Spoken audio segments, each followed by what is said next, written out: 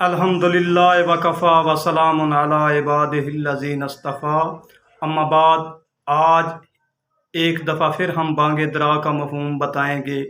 قبل ازیں میں بتا چکا ہوں کہ قافلے کی روانگی کے وقت جو گھنٹی کی آواز ہوتی ہے اس کا نام بانگ درا ہے، لیکن علامہ اقبال مرحوم رحمۃ اللہ علیہ اپنی زبان میں خود بانگ درا کا مفہوم کیسے بیان کرتے ہیں۔ آپ فرماتے ہیں،